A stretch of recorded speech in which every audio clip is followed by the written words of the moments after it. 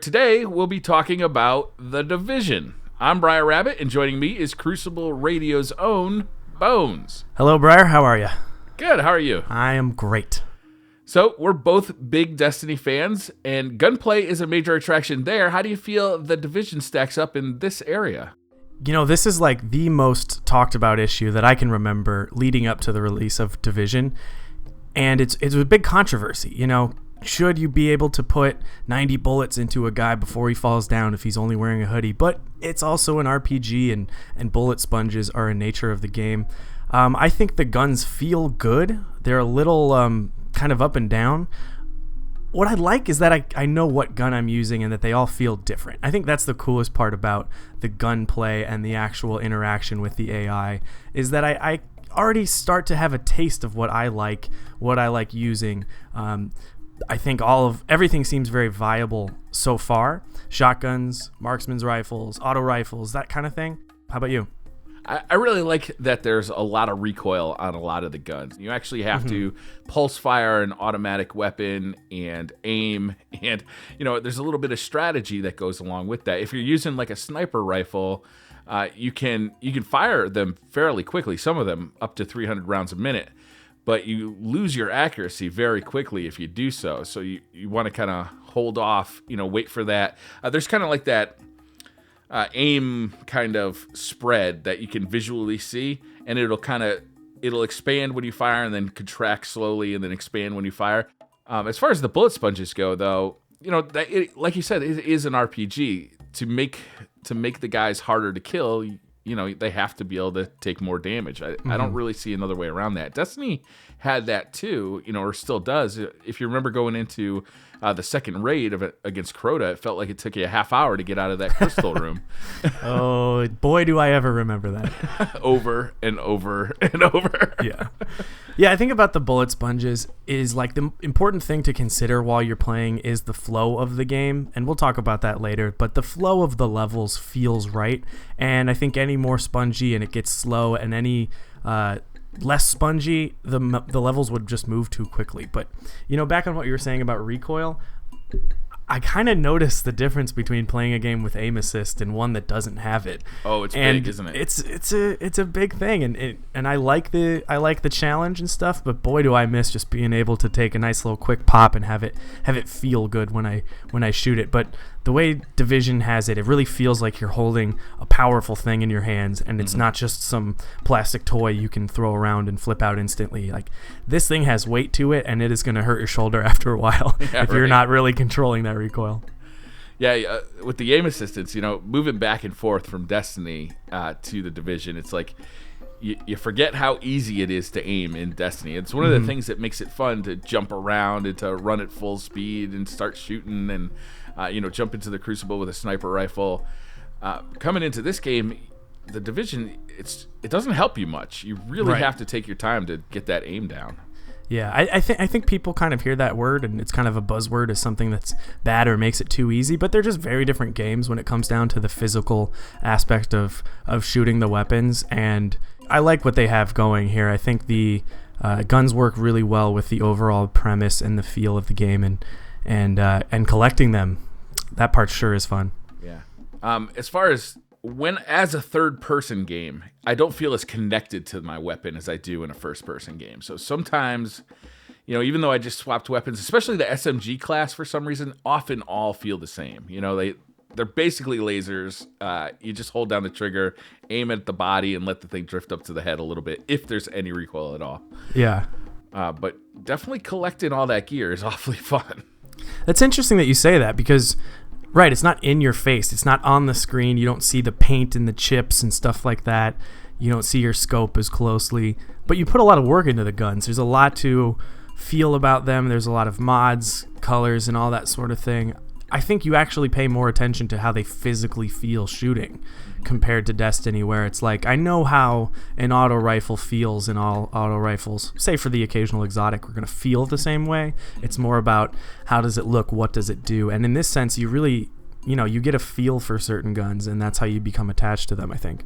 Moving forward into Destiny 2, I hate to make this just all about Destiny, but I'd really love to see them pull some of the ideas from the Division as far as being able to customize your weapon. as opposed to just having different perks, I really like this aspect where you can find an extended magazine, you can find, 3 different grips. It's really an interesting way of customizing the guns, and it makes a gun last a long time. You feel attached to a gun, and you're almost sorry to see it go in the early levels. Yeah, seriously. Yeah, it's interesting. It's very much the Division's version of re-rolling, but even less RNG kind of attached to it. I mean, you have to get lucky with a good drop and a good mod, but you can also purchase them and say, you know what, I love extended mags, or I want fast reload speed. I can buy something for that. And then, right, you said you put what you want onto that gun, and you're not just sort of pulling a slot machine until you get the one you like and say, well, that's great. Yeah, it adds to the collectability too, because you have to collect that, that grip, that sight, that, the muzzle or whatever, like the silencer or whatever goes on there. Just about every piece of that gun. When you actually strip it all off to like upgrade to the next one, you can bring all those upgrades to your next gun as well. So they're not just wasted on that one gun. And then you're not feeling like, well, I just tossed all this work out of the window now that I have a better weapon just because of the DPS being higher. You can bring all of those aspects of the playstyle that you like onto the next thing. And that way you're not just tossing work out every single time you get a drop. Yeah, it is. It's gratifying, and it's fun to be able to, it's fun to be able to just collect more stuff. Where in Destiny, I feel like I collect, 8 things. In the Division, it feels like I'm collecting like 30 things, and like that. It's the addition of all of those different things that makes my character who it is. How do you feel about this sheer amount of things? Are you having any trouble keeping track of stuff, or do you find like, hey, that's the joy of an RPG where you get to tinker and stuff like that? Because I feel like there is a lot of stuff to get. There is a lot of stuff. I think that the inventory management is really spot on here. It makes it so easy to go through your inventory quickly. Anything that you don't want, you can very easily mark as trash. And then throw it all away at the same time, or break it all down for parts, or sell it all at the same time. So even though there's a ton of stuff constantly coming in, it's very easy to manage. And as I do that, I'm kind of learning what each of these things is really doing. What are these gloves really doing for me? What benefits are they giving to me? Because once you start getting blue gear, you see that a lot of this stuff has really specific perks to it that may or may not be complementing the way you're playing. So you really gotta keep your eye on that, because sometimes maybe it's not really benefiting you to go up to that level 11 piece from that level 10 piece that you were using before, because the perk on that 10 piece is so good. True. I actually said this on Crucible Radio when we were talking about the Division, but I feel like I would not have adapted so easily without my experience with Destiny in terms of item management, understanding the process of leveling something up or getting rid of an old gun soon. I feel like there are a lot of elements that I jumped on quickly because of Destiny, but I do agree with you that the Division organizes it very well. It's clean. There's a lot of numbers on screen, but you figure it out relatively easily, and it does a good job of explaining to you with the red and green. This boosts you up. This might take down your tech, that kind of thing. Well, now that we're kind of on the subject, let's talk more about the UI, the aesthetics, and the designs and stuff like that. I think in terms of just looking good, this game stands out to me from every other kind of collect something game. Aesthetically, it's beautiful, but it's also useful in like every situation. That map, it pops up very quickly, which is nice. I love the way it kind of lays down on the floor, like under your character. But then using it is very intuitive. From that map, you can fast travel directly to a mission. You can easily find the side missions that are near you. You can kind of create a route with a GPS that's very easy to follow. Just gorgeous, and it's very easy to use. Not only the UI, but just the overall look of the game is just gorgeous. Walking through New York, it looks like New York, It does. My character, I like the way I can customize the look of my character, and it always it looks good. It just has a nice, clean look to it. Mm-hmm. I have been getting into a habit of choosing what outfit I'm wearing based on the weather conditions, because the actual snowstorms that blow in, you walk out of the home base and you're just like, I can't see anything. Yeah. And I have my character without a hat on and short hair, and I'm like, I gotta put on a hat. It must be freezing out here. I love that it gets me even thinking about that. Like, I can't remember the last time a game had me preparing for the weather. In those heavy snowstorms, if you're using a sniper rifle, if that's been your go-to weapon for a while, that gun gets way harder to use. You just don't have the visibility anymore. Any long-range weapons, it's just harder to engage in those long-range fights, and you'll find yourself kind of moving, inching closer, and all of a sudden there's some guy with a flamethrower breathing down your neck. Yeah, I think that does such a good job of keeping the world kind of evolving, and it's sort of a mental trick, a visual trick, but already I've noticed, I remember this street. I remember that these thugs pop out over here. I've played the beta twice, that kind of thing. But if it's snowing, it is a different experience. You don't see it. You don't approach it the same way. I love the snow. It is so cool. They do a good job of like differentiating different areas too. Like you said, you can recognize areas that you've been to a couple of times. You almost at some point can. The GPS often doesn't bring you through alleyways or through buildings that can be like major shortcuts. It'll bring you like all the way around the block, right?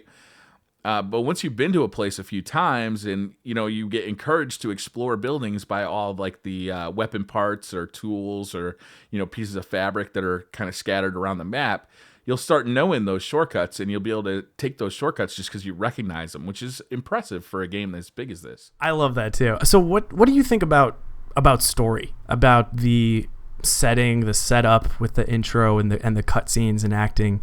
Is it catching on to you? I like what's there. I'd like more of it.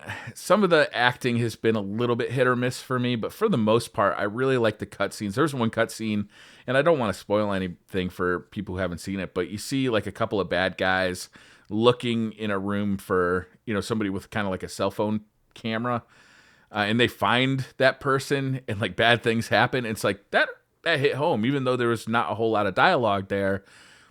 Stuff like that added to the background and the story without having to have like this long elaborate speech of any kind.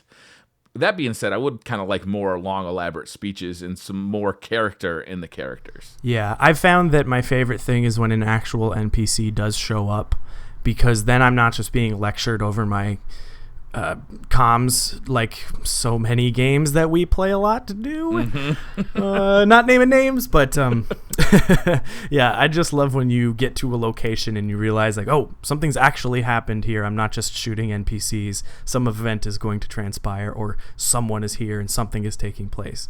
And the main story missions, for the most part, do a good job of that, I think. Yeah, I would have liked to see like the bad guys get a little more screen time. Like, so just, I know the bad guy is the bad guy because he's got a yellow health bar. Right. And his name is Rhino. Yeah, right. And he's got a name. He doesn't look a whole lot different. He doesn't act a whole lot different. He's just got more health and he does more damage to me. And there was a little bit of dialogue that kind of happened over the comms. But yeah, I agree with you. It's sort of the difference between, of course, we're going to tie it back to Destiny, but the difference of having Oryx in the Taken King as a thing that moved and existed and talked, compared to the enemies we faced in year one of Destiny of just a big yellow health bar. It's such a difference. You feel so different about what you're doing and why you're doing it than, well, this is going to give me X amount of XP and probably a good gun, which is why I'm here. Probably not. or a knee pad. Yeah, in year one, we had the Archon Priest, we had like the Nexus, like that kind of stuff. At least it was different from every enemy. Oftentimes I feel like I'm just literally just sitting back in safety and popping these guys off as they run at me. Mm-hmm. And that's a big challenge for Ubisoft and Massive, I think. I mean, how do you make a different looking enemy when we are in New York and we are all humans? I mean, that's a real challenge. So I don't want to hold their feet to the fire super hard on that, but I do hope that in the future they discover ways to do that. And I think just giving, the enemy some voices, some camera time, that gives more, personality to the NPCs that we're fighting. I do like how they have little icons above them that tell you exactly what they're going to do to you, though. Like the grenade guy has a grenade above his head. The sniper has like a little sniper rifle sight above his head. You know exactly how this guy's going to try and get you. Yeah. I will say that actually fighting the big bad yellow bars, though, that can get intense because they do not stand up on their throne in the back of the room and say, if you peek out, I will shoot. They will say, oh, you're hiding behind that wall. I'm going to walk over to you and spray you with fire. I mean, they don't want you to hide. They are going to chase you out of your little hidey hole. And that, that encourages movement. The flow of the levels are different. You use more space. You also have to consider your abilities and upgrades. And, you can't just use reinforced barriers and make a sniper perch wherever you want because you will get flushed out of there quick. Mm-hmm. Yeah, my little portable machine gun doesn't work nearly as well against those guys. Oh, they just step on it. They just walk over and step on it. Like, oh, that was cute. Yeah. What else you got? Well, we talked about guns and shooting the guns. What do you think about the abilities and the tools you get to use on top of just shooting the weapons? They're fun. They do a good job of keeping them realistic enough to exist in this world, but still valuable enough that you have some hard decisions on what you want to use and what you don't want to use. And I like the way that they combine with the gear so that you can create this kind of very specific super soldier. Like I am really good at this one thing. I like that. And it creates a lot of replayability because once you go down a certain path with the talents and with the perks and with the the equipment, you can kind of like I said before, kind of min-max your character, and then okay, let me try a different build, a different loadout, different equipment. I like the variety. Oh yeah. I'm so happy with the forced decision I have to make every time, and I love balancing it with what my teammates are running. It's not not every second am I saying, well, you use this or blah blah blah, but I might ask, hey, are you running the sticky bomb? Okay, I'll do something else because I love just experimenting, and it adds replayability. Like you said, it gives you something else to do in the same scenario that you've already been in. You can try it out a little differently and say, I wonder if I could get through this level with a health pack or something like that. I do appreciate that change, and interacting with your teammates who are doing stuff similarly is really fun. Yeah, you can be a healer. That's a nice change. Yeah.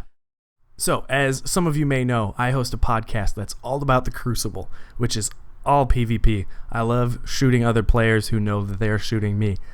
The Division has an aspect of that, and I have to say that I've gotten some thrills out of that and definitely a little more laughs than usual, but it's still a new premise. Not a lot of time spent in there. I don't know if it's obnoxious to say that maybe a meta will evolve, but the PvP side is it's interesting. It's different, but I don't know if it really holds up as something I will play day after day after day. I don't know if you disagree or agree with that, Briar. Yeah, I agree. I like going into the Crucible and having just here is competitive play, right? Here is where I'm going to bring all that gear that I've collected in PvE and all those exotics, and I am going to now shoot you. That is what it is about. You can do that in the Dark Zone in the Division, but it almost sometimes feels like you're just trolling people when you're doing it. And I'll be honest with you, sometimes I feel bad. It is interesting that it really makes you question yourself. You're like, am I going in this to shoot people, or do I want to just be nice? I don't know. But when you do pull off some kind of stunt in there, it does feel good. The other day, two guys came up to me. They wanted to steal my gear, and I was trying to get an extraction. And I was able to fend them off and keep my gear. And I was really psyched about it. There was a certain amount of, PvP coolness that happened. But there's an awful lot of time where you're just roaming around shooting PvE guys too in there. And it's not that focused PvP competitive arena that we're so used to from other games. And I should clarify that I've not yet hit 30. I'm taking my time and enjoying the PvE side and just sort of slowly digesting this game. But I've been reading a lot about people who are trying to get into the Dark Zone and really go at it. And it does seem like, it's tough to find other people who want to do that. And actually, it turns out you lose XP if you die when you're rogue. So it seems like the incentive to really go nuts on people isn't as high for people who really care about all the grinding that they've already put into the game, or at least the last couple hours. But I don't know. I hope it'll seem more appealing. But as of now, it seems like it's maybe best to just shoot the NPCs in the Dark Zone. They've mentioned that they're going to make changes to this Dark Zone in the future. So I wonder what those changes will be. I wonder if there will be more reasons to take out your fellow agents, or if there will be more reasons to be cooperative with them. I wonder what form those changes are going to take. I wonder if they will eventually put in just like a competitive arena. That could be really fun. I don't know if it's really in their greater vision of the game, but I don't really know what that vision is at this point. It'd be certainly something I would tune in and try to play. Any more stuff they could put into this game, I think I would like, Yeah, I'd actually love to hear some thoughts from people on that, just because I'm someone who sees Endgame as the Crucible, and I treat it like a sport, where it's like, I'm going to get better at this sport, and that requires practice. So I'm just practicing for the sake of improvement, but I don't know what I'd be practicing for necessarily in the Dark Zone. I certainly have fun playing it, but I don't know what my long-term goals are there. So maybe it's different for people who really value the PvE side stronger than the PvP. You're practicing for an actual trip to New York City. You're going to be now ready. When this all goes south, we will all be prepared. Maybe if they introduce a 4v4 or something like that, we can have a Crucible Radio Planet Destiny rematch only in the Dark Zone. Now we're talking. I'm not ready for that. I need to grind for more days before that happens. Speaking of that, though, it's one of my biggest disappointments about the game right at the get-go is how little I could play with people, even though I had my friends who were playing, is the way they separate you based on your level. I was not expecting, and I don't really like. Unless you start and finish playing that entire campaign with a friend, you're not going to get a whole lot of cooperative experience until you hit level 30. And then you're kind of confronted, well, there's not a whole lot left to do except for, get into that Dark Zone. Mm-hmm. Yeah, I have seen the concern there, and it has come up already where it's like, I want to play with my boy Swain, but he's at 9 and I'm at 15 already. So what can we really do? I mean, I guess we can run through side missions, but if we go into a story mission, it suddenly bumps it up to the point where he's dying as soon as he peeks his head out. Yeah, it's interesting, and it could be just that sort of first week experience where everyone can level up at such a different pace. I saw some people on the internet throwing out the concept of having a character that exists where you only play it with your friends, and that's for people who have less time to put into the game, where they say, or more or less, but regardless, you can say, well, this third character, just like my third Guardian on Destiny, I use that only to level up at the same pace as my friend when he plays. And if I'm on my own, it's probably a warlock. But yeah, it's just a character that is capable of joining your friends if they are at a lower level than you. If you've got someone up to 30, but you do want to experience the game with them, because it hands down such a fun experience with friends, I think. Okay, so before we give our final rating, 2 questions. 1, what's your loadout right now? What are you playing with? All right, so I got a guy who he just moved off of a sniper. I want to call it a sniper rifle, but it's a single shot, weapon. He got a really good assault rifle, and at the same time, in the same drop, he got a grip for it that gives it really good stability. So with this thing, I am still hitting those long range shots, but I'm much more effective at close range. I am rocking a SMG at close range. I think it's an MP7 and just a regular sidearm. Yeah. I've not played much with the SMGs, but I want to try pairing it with one of those marksman's rifles. I'm currently using the AK. I'm not the biggest fan, but it certainly does some damage. I really want one of the ACRs. I think that gun just feels the best. And then I have found that shotguns are so fun in this game. Yeah, they are. If you're a little underleveled, it can be real dangerous because you got to put 3 or 4 pumps into them. But when you get that blast and that crazy dude is running at you with a bat, you just put him down. That's actually very satisfying. And when it lands for a critical, it can get you out of deep danger. Oh, yeah. It's actually even better when you're saving your friend and you shoot that guy charging and they don't even have any clue that they're about to get clonked in the head. Those guys start off coming at you with bats, but they move up to like axes and stuff later. Yeah. Hey, at least they yell really loudly before they do it. They're Which nice we and... appreciate. Yeah. Thanks. Thank you, man. Thank you, crazy man with axe. All right, second question, and this is the big one, I think, overall. What do you feel is the staying power of the Division? The Dark Zone just doesn't have the allure that the Crucible does or that a raid does. It's not going to just keep me coming back, I don't think. But depending on what they do with the DLC, I did buy the season pass for the game, so I am going to, and besides the season pass, we're going to get free stuff as well. So depending on what they do there, that could really extend the duration of this game. So I'm hesitant to like say, I'm going to play this for a month and then, adios. The way the game sits, that's probably what's going to happen. If they can expand the end game, then it could have some staying power for me. Yeah, and I think they have plenty potential to do that. It's still very early on. I do feel like I'm sitting in the same place.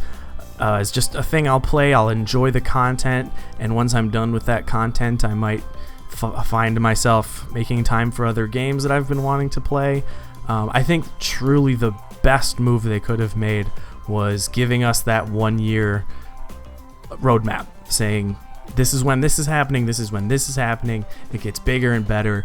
You're going to have plenty to do for the next year. I think that's a really great idea, and I also will be coming back to experience all those new things. I'll put it in these terms. I have a very small handful of games that I think give me so many more hours of playtime compared to the standard AAA price of a game.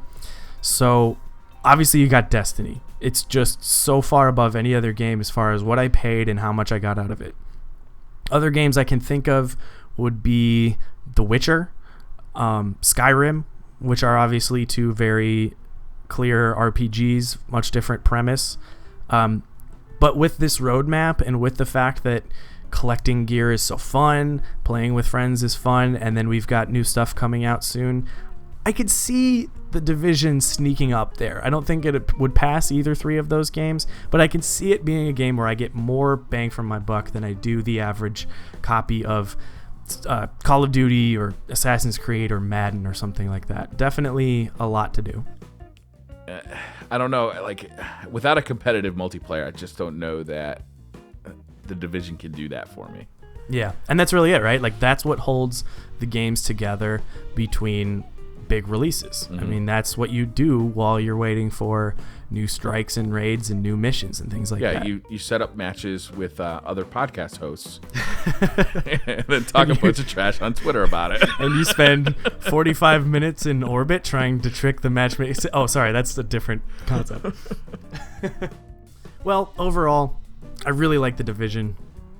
I give it a very high score. I don't know, let's say I give it an 8 out of 10. That's pretty lofty, but I feel like it's earned it so far. And for what it's capable of doing, I think it does it quite well. Yeah, I'm enjoying my time with the game. I'm surprised how much I enjoy it just playing solo. I was hoping it would be more of a cooperative event for me. It doesn't seem like it's panning out that way, but I am really enjoying the game, and I think it's going to provide a lot of hours of entertainment. Definitely, and it just looks good. No, it does look good. Every game needs to steal the UI. Yes. Every game should have more snow constantly, and every game should just look like that. When everybody kind of figures out what are the best high-end weapons and how that all those cards drop. Yeah, I think that's going to be awesome just to see that sort of fill out and say what is a true end game top tier Division agent look like. I'm excited for that. Does he have a Galahorn? Well, I hear that the best gun in the game right now is called Midas, which I find hilarious. That is good. I like that too. Yeah. Mida is love. Well, I guess that's going to do it for this one. Bonez, where can people find you? You can find me on Twitter at Bonez_CR, or listen to Planet Destiny on YouTube and check out those Crucible Radio episodes that come out every Monday. Those are really good. Are you guys ever going to do another rap? Ooh, I might. Maybe I'll do a Division rap. I think you oughta. That was really good. DJ Darkstone. I'm Briar Rabbit. You can find me on Twitter at the Briar Rabbit, on YouTube on the Briar Rabbit channel, or streaming for Planet Destiny's Twitch page.